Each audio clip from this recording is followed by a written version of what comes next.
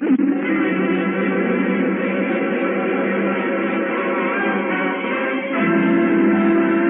the peace, to pioneer the future, this is the mission of your AAF.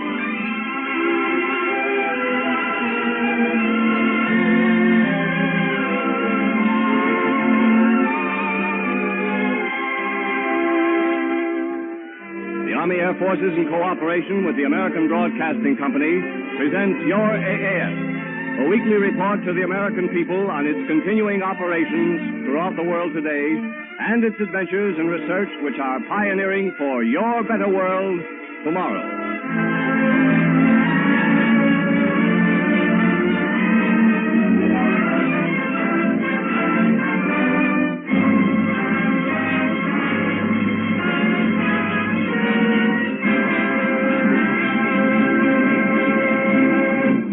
Later in this program, Your AAF will bring you an exciting report from Freeman Field, Indiana, where the best that German inventive genius had to offer during World War II is being harnessed by American air power.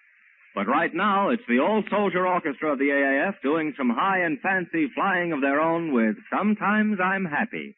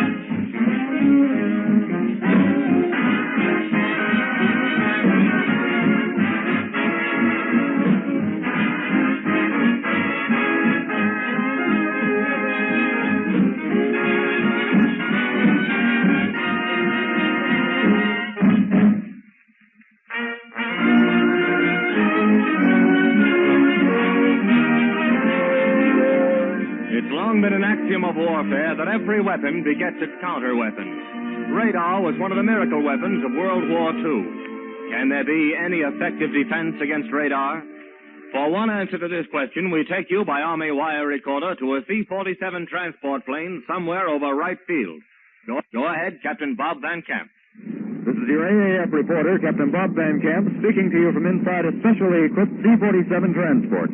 We're flying somewhere over right field, and our course is being carefully plotted on the ground by a radar station there. In just a moment, we're going to demonstrate for you how the Army Air Forces is developing counter-weapons as a protection for the future.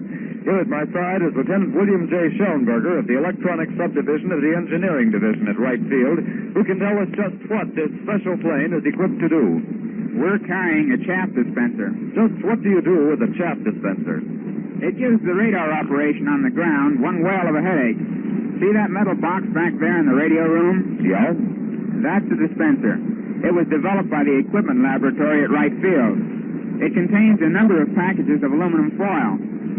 A roller mechanism will force the packages out the rear of the tube, but before they're released, an electrical stripper We'll cut open the box and fill the sky with hundreds of aluminum foil streamers. But what's the object? What does this do to the radar detecting device on the ground? Well, the radar waves being sent out from the radar station will strike these strips of tinfoil and reflect back, just as they bounce back when they strike this plane. The radar operator won't be able to tell which of the countless objects on his screen is the plane. Watch.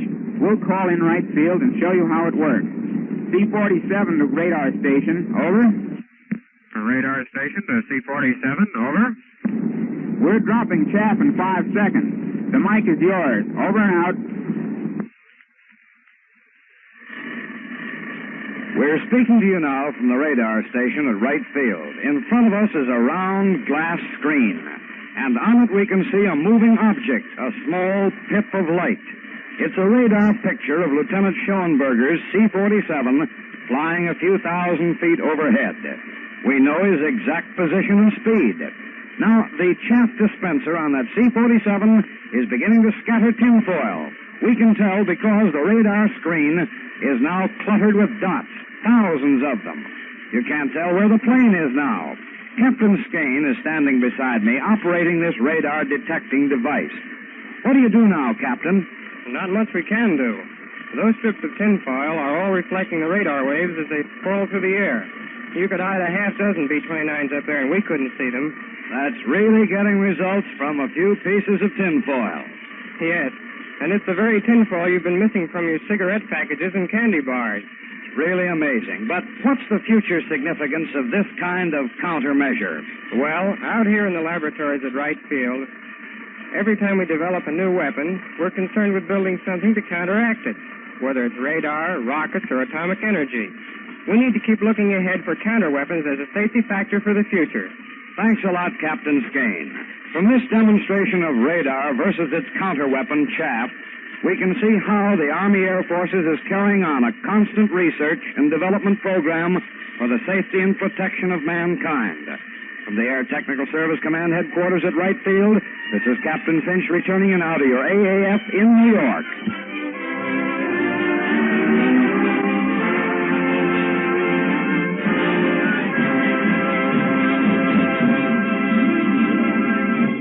While the nation returns to ways of peace, the mission of Wright Field continues by ceaseless research to guard that peace, to keep America first in the air.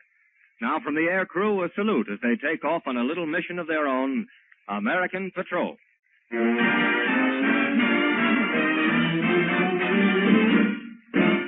must be vigilant, American Patrol.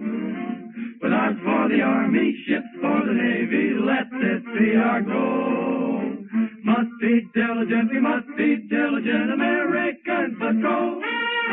Protect our shoreline to the doorline of every native soul. We need this solidarity, or else divided we will fall. It means the popularity of peace and happiness for all. Behind this cause we must keep rallying, let there be no dilly-dallying. Keep free from shilly-shallying, hark to freedom's call. Hark to freedom's call. Hark to freedom's call.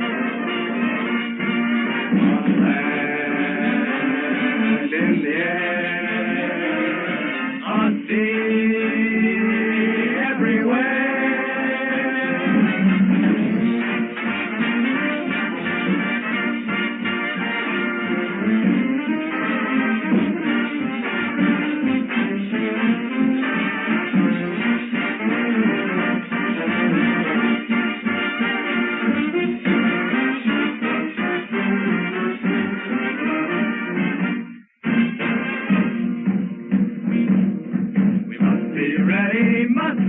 In American Patrol, be sincere and persevere, let that be our goal.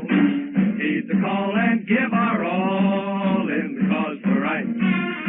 We're in to win and lose our skin, show them how to fight. When born by the red, white, and blue. When born by the red, white, and blue. Banners make tyranny tremble. flags of red, white, and blue. Up in the air, where we'll win the battle, fighting for the right.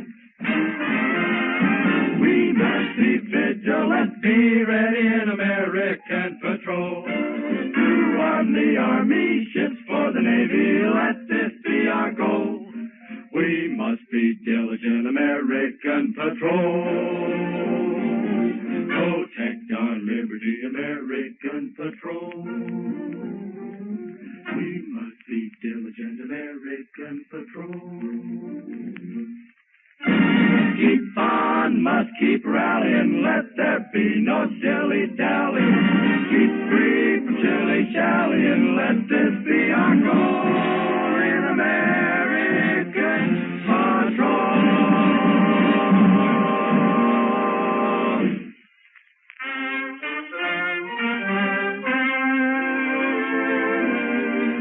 Someday the historians of World War II will devote a special chapter to music, dealing with songs both brave and bawdy, songs reflecting the never-failing humor of the American fighting man. To present one of these songs for the first time on the air, we take you by Army wire recorder to a party given by GIs of the 10th Air Force in Kunming, China. Come in, Kunming. This is your AAF radio reporter speaking to you from 10th Air Force headquarters in Kunming, China. We've wandered, with our microphone, into the headquarters squadron enlisted men's club, where a big dance is taking place tonight. Music, refreshments, and, of course, ladies. In fact, it's almost a stateside affair. Right now it's intermission time, and we're sitting at the piano, and with us is Staff Sergeant Mickey Fedor of Hollywood, California. We understand Mickey was a former special material writer before Uncle Sugar, Uncle Sam, diverted his talents to the 10th Air Force Public Relations Office. Well, we have the microphone set up right here, and we can let Mickey say a few words. What say, Mick? How about saying hello to the folks back home? Sure thing, Ed. Hello, everybody. Just seeing you around Christmas, I hope. Let's say, Mick, they tell me you've knocked off a couple of tunes since you've been overseas, and I understand one of them is a 10th Air Force song. That's right, Ed. A little number called Over the Hump that I dedicated to the 10th. Tell us, when and where, and when did you get the time to write it? Well, it all began up at Myitkyina, Burma. I wrote the song there, but by the time I found an arranger to score it, the means of putting it on paper, we'd gone through the entire Burma campaign and flew over the hump to China. So your song Over the Hump followed you over the hump. So let's finally caught up with you here. How about giving us an idea of how it goes? Well, not much of a singer, but I'll try to give you a pretty good idea. Say, what about some of you boys backing them up on the second chorus? Yeah. Okay, Mick, let's have it.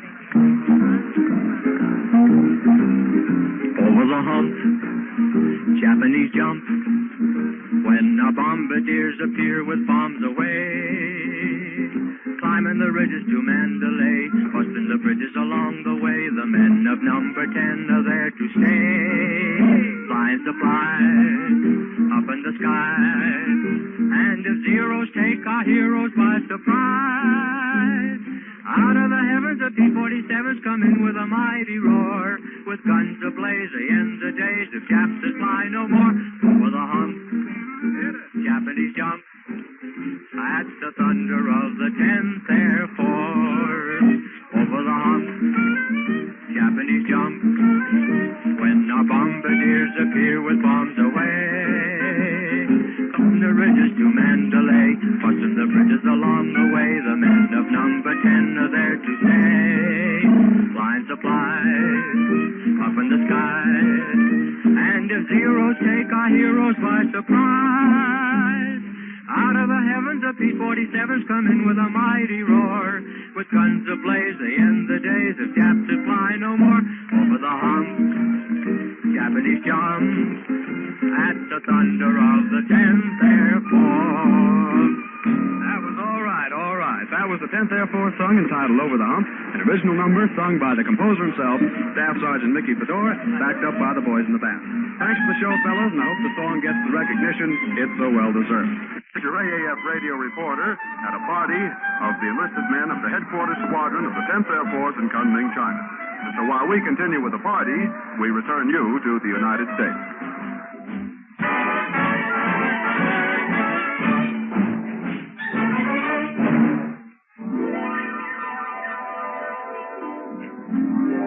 This This is Your AAF, the official program of the Army Air Forces.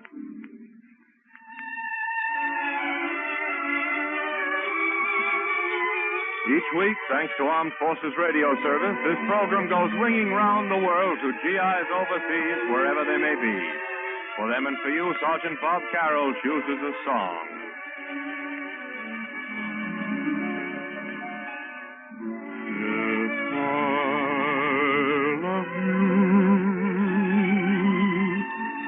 Time and again I would try to say all I'd want you to know.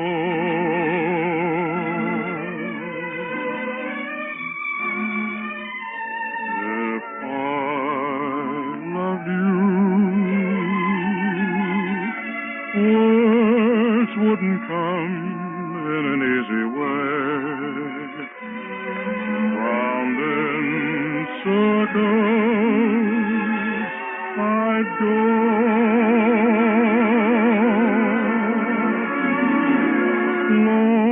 longing to tell you, but afraid and shy. I'd let my golden chances pass me by.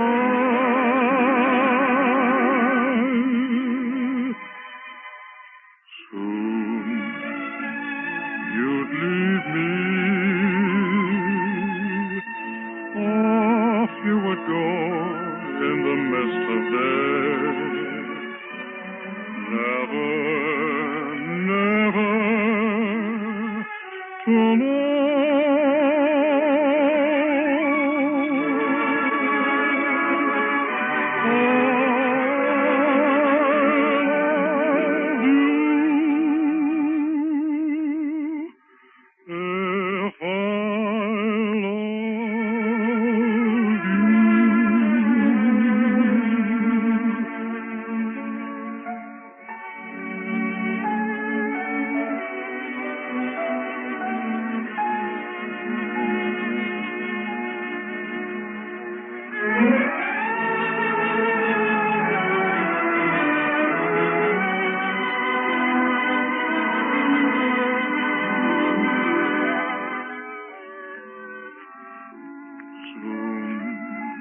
You'd leave me, off you would go in the mist of day.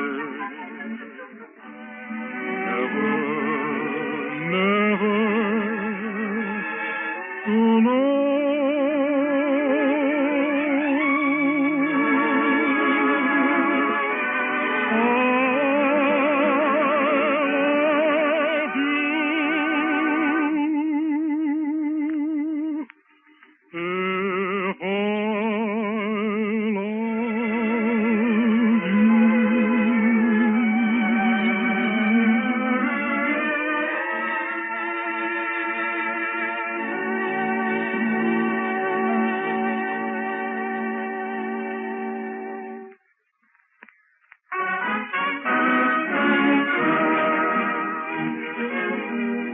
The world now knows that in the race for atomic power, Germany was losing when the European war ended.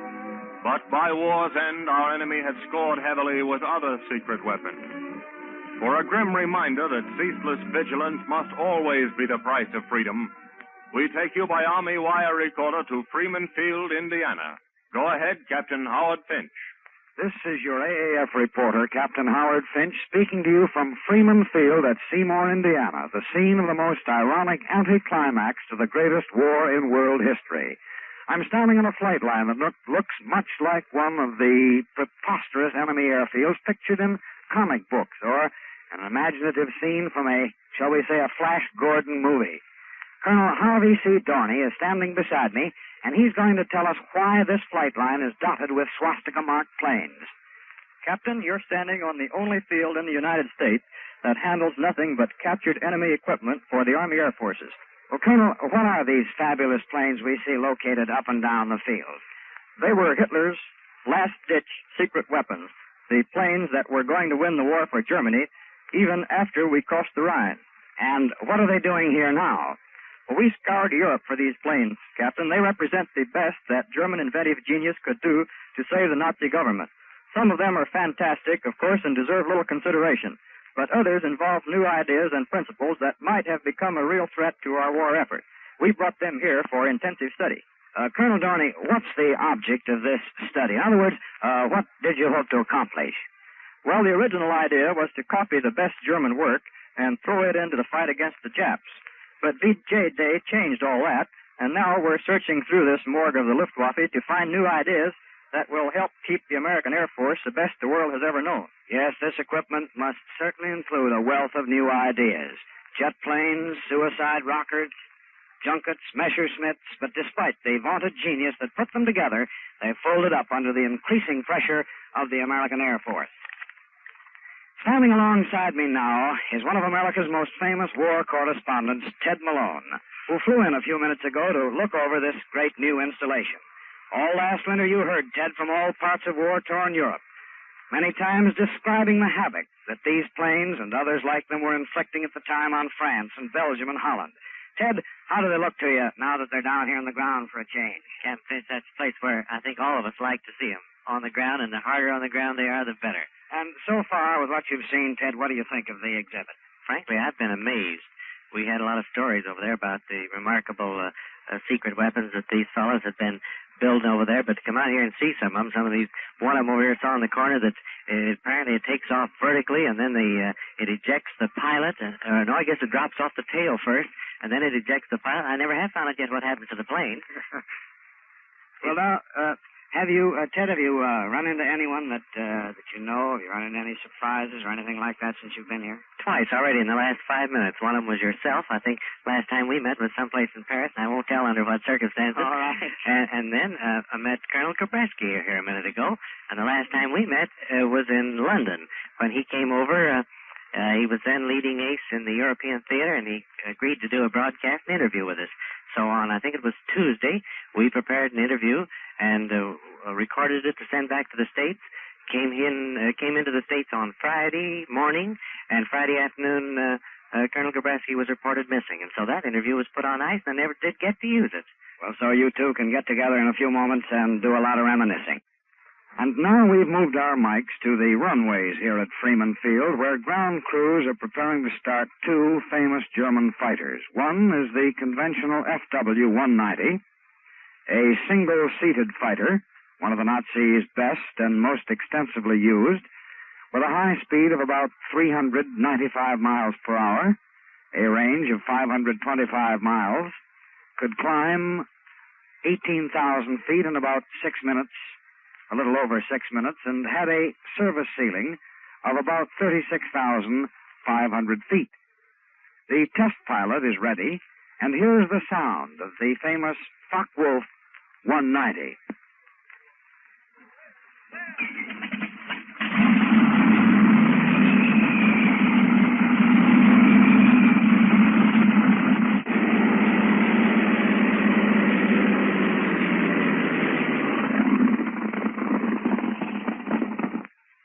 And that was the FW-190. Now the other plane ready for demonstration here is the famous single-seated jet fighter, or the ME or Messerschmitt 262. The jet fighter had a high speed of 530 miles per hour, a range of about 90 minutes flying time, could climb 8,750 feet per minute with a service ceiling of 30,000 plus. It carried bombs and two external bomb racks, had four nose-mounted cannons. The deepest penetration of the 262 with bombs was about 160 miles at an altitude of about 13,000 feet. And now, here is the weird, screaming sound of those two jet motors as the ground crews prepare to start them up.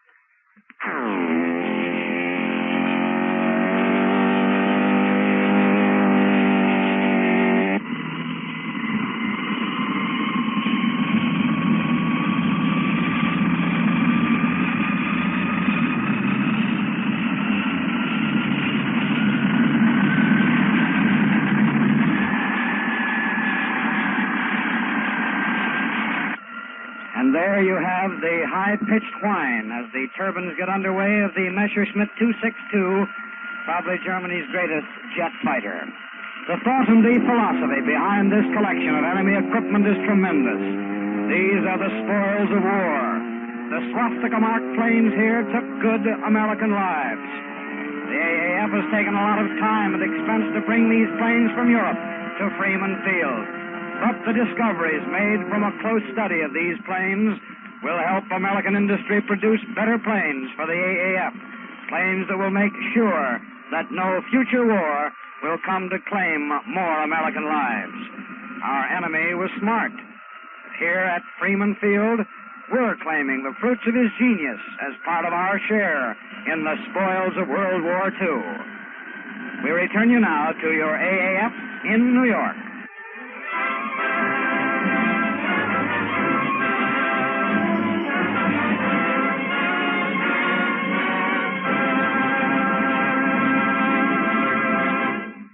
From the channel ports of France and the shores of Okinawa, from many another far-off place, come our returning soldiers in ever-increasing numbers.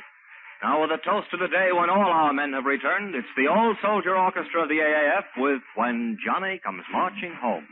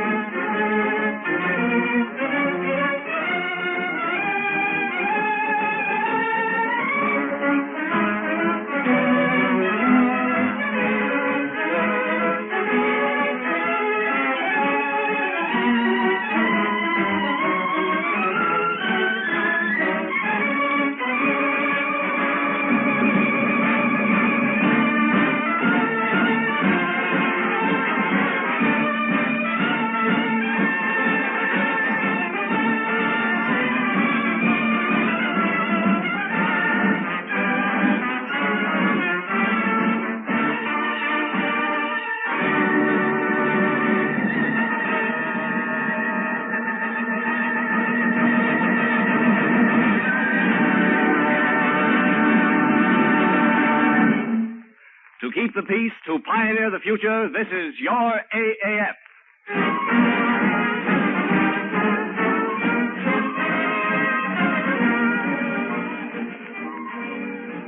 This is the American Broadcasting Company.